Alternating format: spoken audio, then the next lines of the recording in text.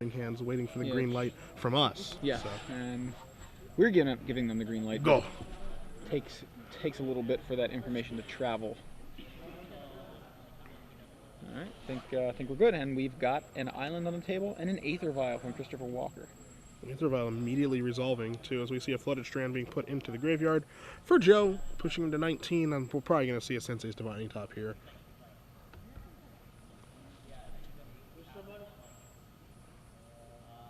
After a good hearty shuffle.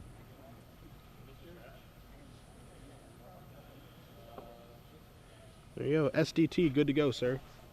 Both players with their turn 1 mana artifact. Yep. That really kind of both pretty integral to the decks. We're going to see a Mutavault here from Chris.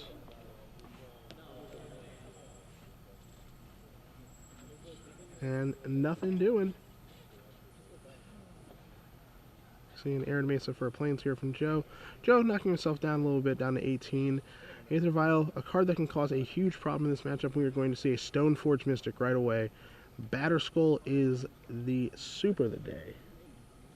Yeah, and this is going to make things tough for Christopher Walker. One of the big things about Stoneforge Mystic into Batterskull, one of the reasons it was initially deemed so powerful was because of the effect it could have on Merfolk decks, which at the time were kind of a lot more popular than they are now. I mean, it's still around now. It's still fairly popular, but I think there was a run that Merfolk had of just kind of dominating.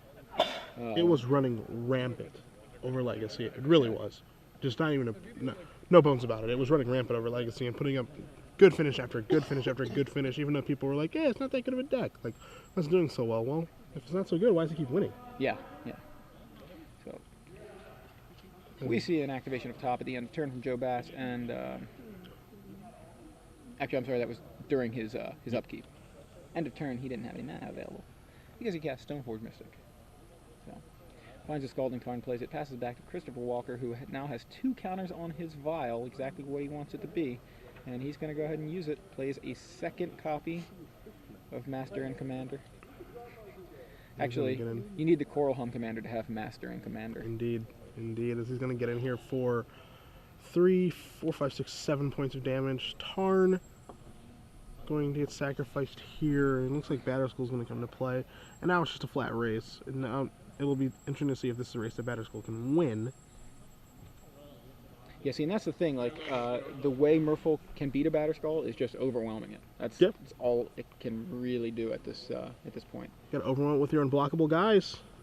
And that's why this deck has come back since the addition of Master of the Pearl Trident, because it only had 4 unwalking creatures to begin with Lord of Atlantis, and adding 5 through 8 against a deck like this or any blue deck is a huge help. It's being demonstrated right now for you guys. Yeah. Joe Bass at 7, if that life total is correct, but looks like we're going to see a Detention Sphere. That is a powerful card if it resolves. We're going to have a little fight. It looks like we're going to see a Spell Piercer on Detention Sphere. Top, it's going to draw a card. Jace the Mind Sculptor there, and that is countered. And that is a big deal. I think that Detention Sphere was very crucial to this game for Joe to catch back up, because now Batterskull may not be fast enough. As Cedric and I are being attacked by Spellstutter Sprite. We're going to see a Marrow Readery here. We're going to see an activation, and that's a lethal attack. Meanwhile, just like Joe that. Cleans up. Yeah, being able to counter that Detention Sphere was huge. Yeah, gigantic. And I was actually going to bring something up when we were going to the deck list. I was going to bring up the point. Is Detention Sphere better or worse than Oblivion Ring? And one of the reasons that Detention Sphere is better, of course, is because it can take care of 2 or more permanents of the same type, where Oblivion Ring cannot. Now, one of the downsides is that Oblivion Ring or Detention Sphere can be blown up by those red elemental blasts we talked about. That's true. So it's a downside and an upside because it can also be removed to Force of Will. True. So there was some upside and some downside in that particular game. It was much better as Detention Sphere if it would have resolved. Exactly. So we're back at the booth. Trivia time. It is. Do you have another question, Joey? I have a question. Yes, thank God I wasn't ready. It's all good. You have to think of another one. I'm gonna do the final one. I'm gonna do the 12-month one. Yeah. You think about it.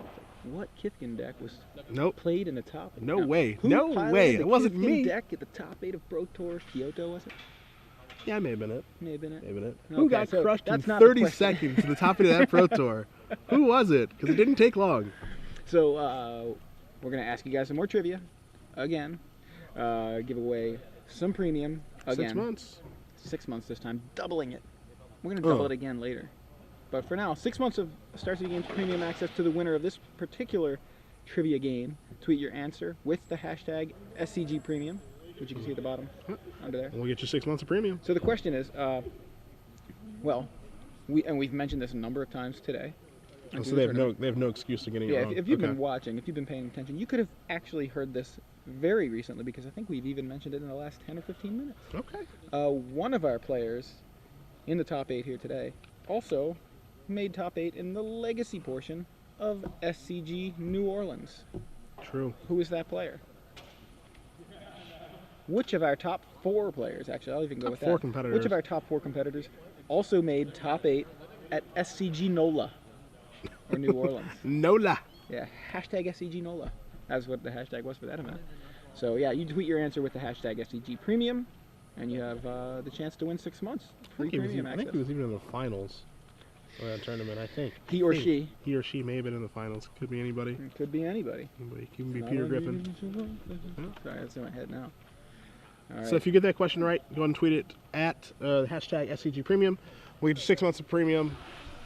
You can check out Brian Kibler. You can check out Patrick Chapin. You can check out all the BVGs, BBTs, B&Es, all the best articles about Magic the Gathering. Above the curve. New one. New and very popular.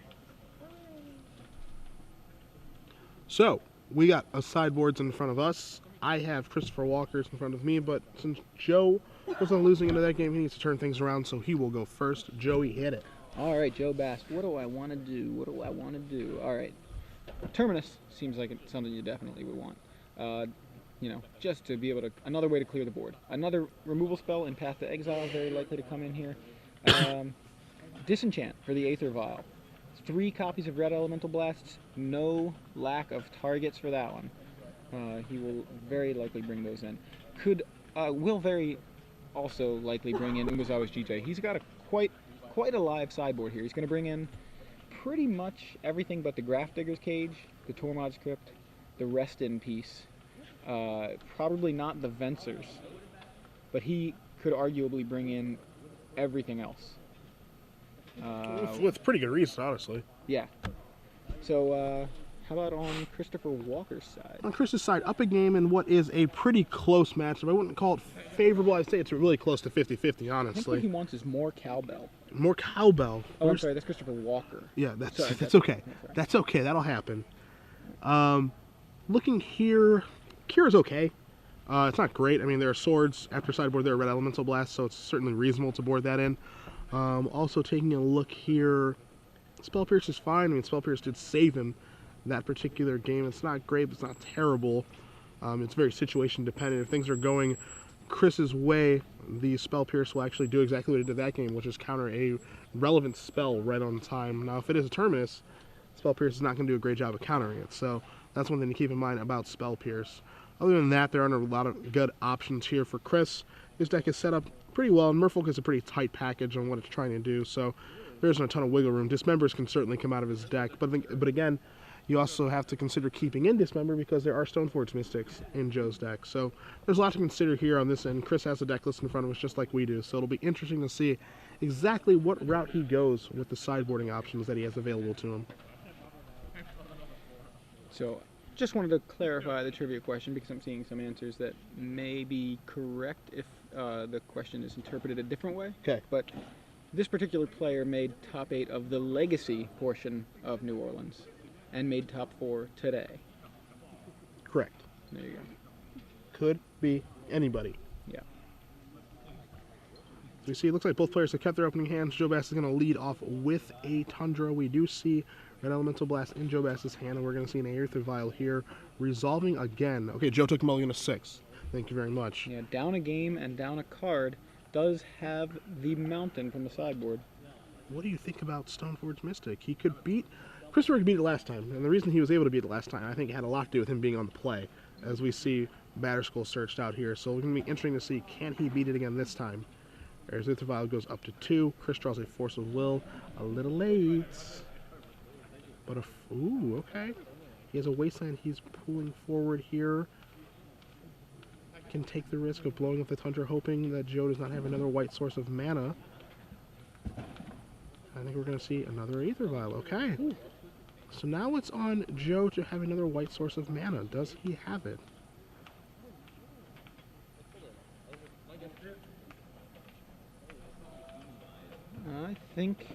I think Joe may be in some trouble. I can't tell. Yeah, I think that's an air base. Okay, there's an air base. Okay. The hesitation there made me think maybe he didn't have anything. Yeah, me too. He's going to think it through here. He's slow rolling us. Yeah, just wants to think his turn through a little bit. No need to slam that bad boy down. He can think his turn through on what he wants to do. And we are going to see... I'm just going to pass the turn back. Here's Aether Vial's going to go active. Only one in the deck is a Curse Catcher. That will resolve. Aether Vial's ticking up to 2 and 1. And Chris drawing his card for the turn. He's going to get in a little bit of trouble here. Batterskull looking to take this game over rather quickly. Yeah, that's obviously what Joe Bass wants to have happen. But as you mentioned, Christopher Walker able to overwhelm Batterskull last game, and he's headed in that direction for now. So we have Aether Vial plopping a Lord of Atlantis. Now this is very strange because he has 2 mana tapped, and he has an Aether Vial tapped. That's a very good point. So exactly I'm not sure exactly how this is coming into play. It looks like it's being cast, but I have Aether Vial tapped, and he just is not using it. It looks like it's very odd. Either way, I believe the Force of Will removing Marrow Regery successfully counters the Red Elemental Blast, and also successfully delays the appearance of that Batterskull. So an attack for here. Okay. And so Curse Catcher's going to try to get in here, and it looks like Joe's going to search for a Tundra. Seems as though he probably has his Swords of Plowshares for the Lord of Atlantis as well. It's very strange that he got himself into this situation by casting that instead of just vialing it in. Vialing it in, it can't be countered. Well, I mean, it can Red Blast can still just... And just can kill it, sure. It. Yeah, and I thought he was doing it once it was in because I saw Vial Lord of Atlantis, so... As we see a Brainstorm here. Chris had the option to Curse Catcher that if he wanted to, but he opted not to. Yeah, Christopher should be at 19. Joe should be at, I believe, 17, as long as that, if that Curse Catcher has connected. I believe maybe it hasn't until just now. Okay, it does. It now connects.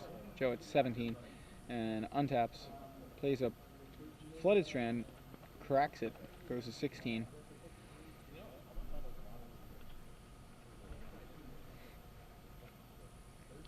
Gets a Plains. He's going to make sure he has a way to produce that Batterskull, produce white to drop that Batterskull into play off of the Stoneforge Mystic, even through a Wasteland. Now, obviously, even with a Wasteland, he could have done that. So we'll see Engineer Explosives here for 1, looking to clean up 2 Aether Vials and a Curse Catcher. That resolves, he can take care of those bad boys right away, and that's something that you cannot Curse Catch. It is not an instant or a sorcery. Yeah, one of those shortcuts where you look at it and go, oh, non-creature spells. Okay, so I can counter an artifact, right? No. So, Engineered Explosives shows up, goes off, and Christopher Walker left with 2 islands and a Lord of Atlantis. It was an interesting game here because, you know, Joe's had Stoneforge Mystic plus Batterskull in his hand since turn 2. And he could have rushed things into play and tried to get it in play as fast as he can. And, okay, man, try to beat my Batterskull. And he's done a nice job of basically, you know, managing the game. He didn't rush it out there.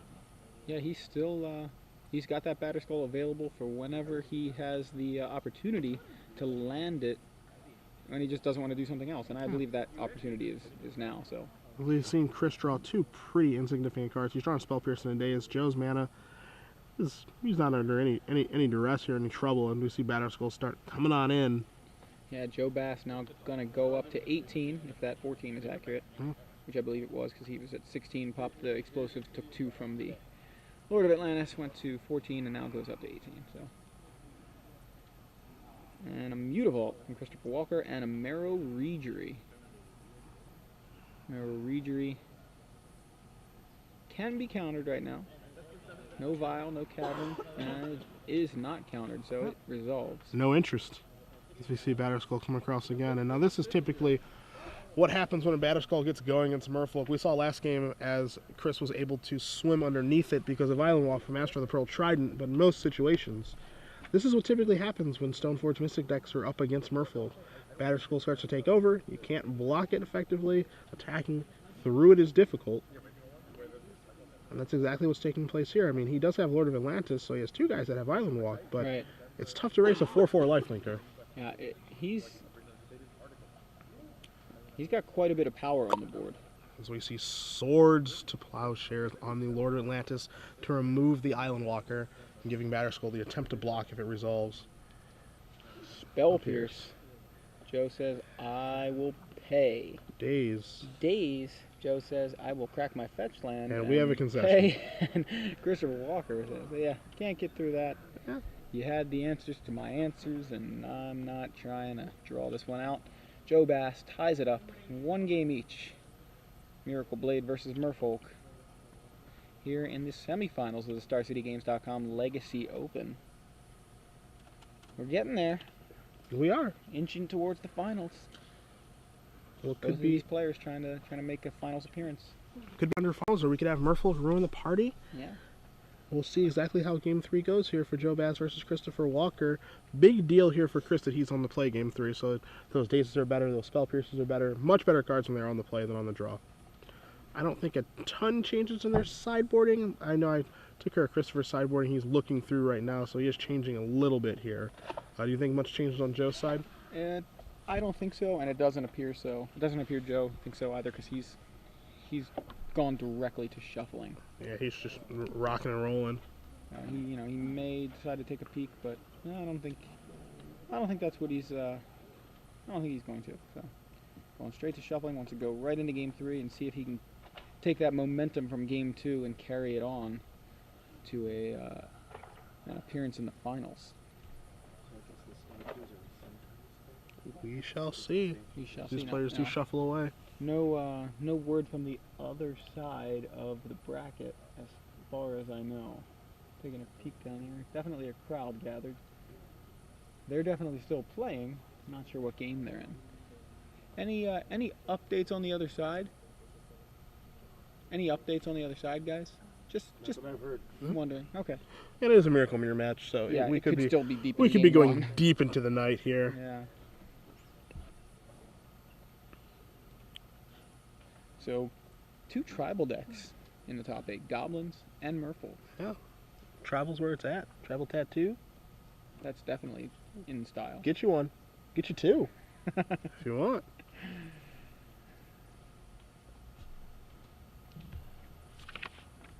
What do you think? You think Christopher made any changes? I mean, he definitely. He will. swapped. It looked like he swapped out at least 1 or 2 cards. I'm not entirely sure what the swap out was. Likely going to find out this game. And he does have some new information here, as we saw Red Elemental Blast. You can see the crowd behind Joe over there on the left, all watching intently that Miracle Mirror, pseudo mirror. Definitely seems to be an interesting match. We'll see if we can bring you any of that at the end of this match.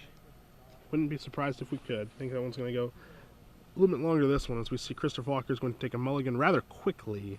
And Joe considering, and he's going to 6 as well. Yeah, all right. You know what they say, 7th card, luxury.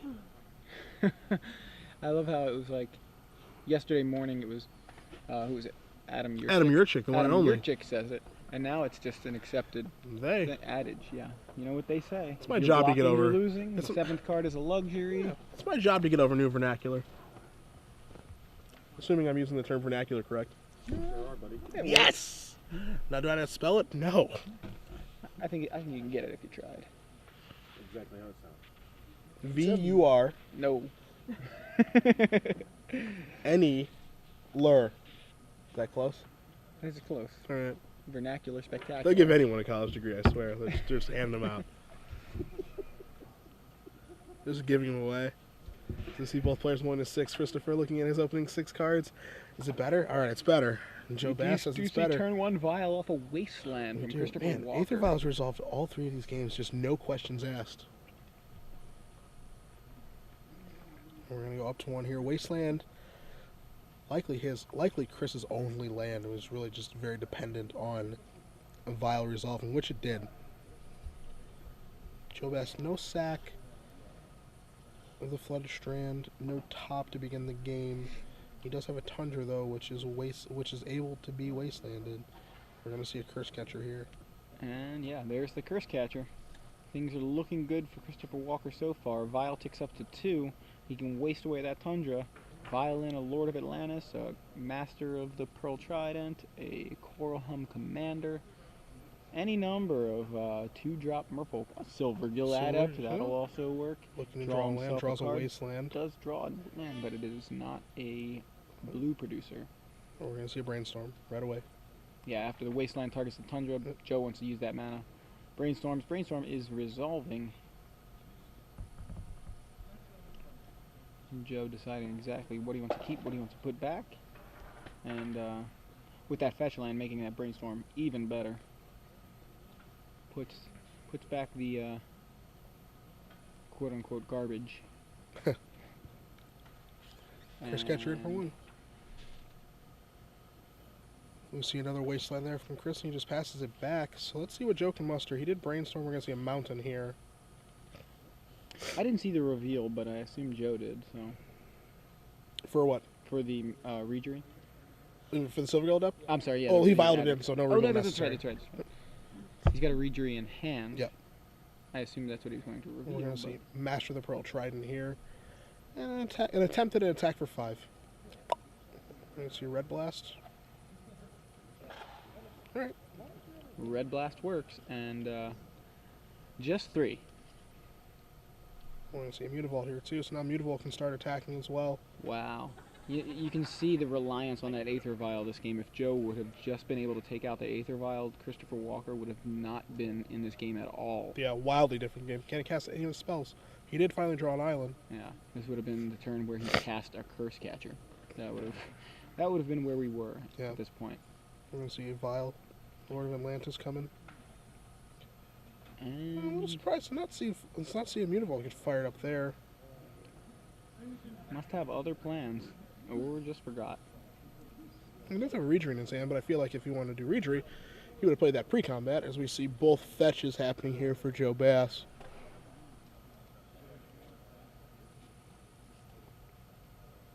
Finds an island, finds a plains. Yeah, I feel like he just may have missed that attack.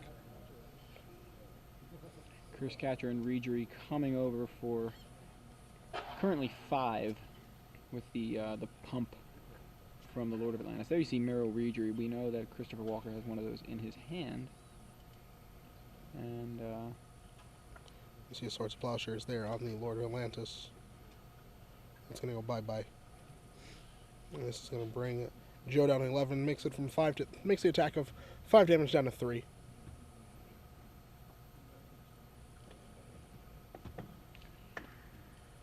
Joe, I don't believe it's at 1. Promise it's not 1. That'd be one heck of an attack. Yeah, I looked up and went, wait, what just happened? Alright, what are we going to see here? So now we're going to see a Reejerey plus combat. And this line of play just doesn't make very much sense to me, honestly. Yeah, it may have just been a oops kind of thing. Yeah, I'm not even sure. Well, honestly, there's no reason if either you're going to cast a pre-combat to deal more damage on your attack, or you're going to send it, Mutavault and swing, or you're going to activate Mutavault, or you're just going to send it through Vial the next turn. Either way, I don't think there's any reason to open it up to being countered. But Red Blast takes care of it, and Joe Bass able to mitigate the damage that these fish are trying to do. So we see a Flood Strand here knocking Joe down to 10.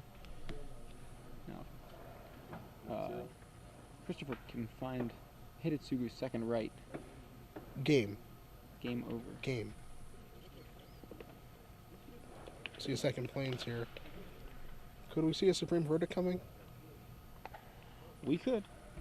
We see a Stoneforge Mystic. One main deck, so Not a supreme verdict. And now we see Joe searching frantically for his batter's goal. Oh no!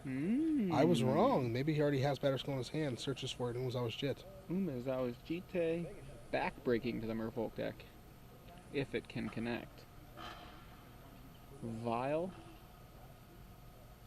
declined to tick it up, which is not surprising given the glut of 2 drops in Christopher's deck. He'd much more likely to have or draw a Lord of Atlantis, Korham Commander, Master of the Pearl Trident than he is to draw the 3-drop Lord in Miro Regri. We see He could also have image. a Phantasmal Image. And that appears to be... Well, there will be no responses there because you have to respond to Aether Vial being activated, not Phantasmal Image. As a judge that just was, pointed out. Yeah, that was clarified there. So Joe preemptively reveals that he has Path to Exile available, but We're going to see Mutavault get active. We're going to see a bit of an attack here. The 2-1 and the 2-2. And now the Path to Exile is going to take care of the Mutavault. I think Joe is saying, alright, I'm happy taking 2, going down to 8, facing down a Silvergill Adept, a Phantasmal Image that is a Silvergill Adept, and a Curse Catcher. He has another Curse Catcher in his hand along with an island. Can't really hurt to play the other Curse Catcher there. There we go. did he not find an island to put into play tapped? Doesn't look like he did. He just missed that free land. Yeah, as we see Umezawa's Jit here. Equip there. And is it beat down a clock? I think it's probably got to be. Can't afford to sit here because if Chris does draw something that grants Island Walk to a squad, things get poor as we see Phantasmal jump in front of this. 2 counters on the Jeet. He could pick off Silvergill Adept right now if he wants to, which I kind of like. He wants to pick these guys off now before he untaps the Aether Vial, so if he does try to pick one off, and Chris were to draw a Lord as he actually did this turn, it could have really changed that changed the board state quite a bit. He would have been left with a bunch of real big fish, and the Jite. he passes right back. This is troublesome here for Joe. That draw of the Lord of Atlantis, a pretty big deal. We're going to see a Snapcaster Mage on the upkeep here from Joe Bass. Christopher's just an island. And I imagine that is a Swords to Plowshares on the Lord of Atlantis. It is.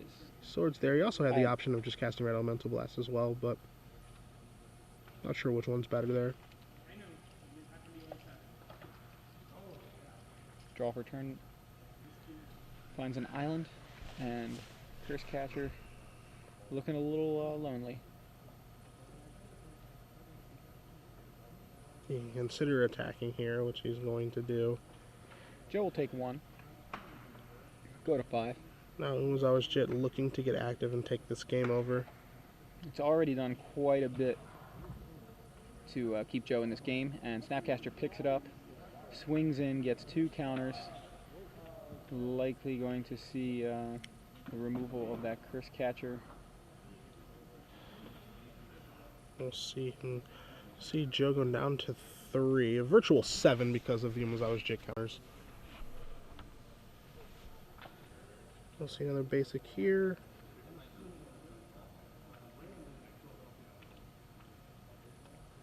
I consider switching out a Tundra as well. At this point, not a big deal if that gets wastelanded. I think his mana base is pretty happy. And Christopher's going to go ahead and just wasteland it now. Because I'll use the mana. 4 mana. Jace the Mind Sculptor. Curse Catcher. Not able to deal with that particular non-instant, non-sorcery card. And we're going Sculpting, boys. Take care of the Curse Catcher. You can leave the card on top. This one's going to be a real bad draw for you. And Jace plus Umezawa's Jit is going to end this one. Yeah, and for those of you who haven't seen the power of Umezawa's Jite before, you saw it just clear the board of all the fish. And now Joe is going to continue to connect with it and add counters to it, and even if a merfolk shows up, it's going to be gone post haste as Joe adds a counterbalance to the board as well. Chris Walker, I believe, has Island in hand. See, the crazy thing about Jit is for people that have never played it before, you know, not only does it take care of any creatures that are going to come into play now, it also prevents Joe from dying because it Yes. can gain him life, or he can add to the clock and Yes. just get the game over with Yeah. even faster. So, not sure what the life totals are here. It looks like whatever they are, Christopher Walker scoops it up to an active Umezawa's Jite. Jace, counterbalance, pretty much Joe base, bringing the house. Yeah. And taking down Merfolk to make a second finals appearance.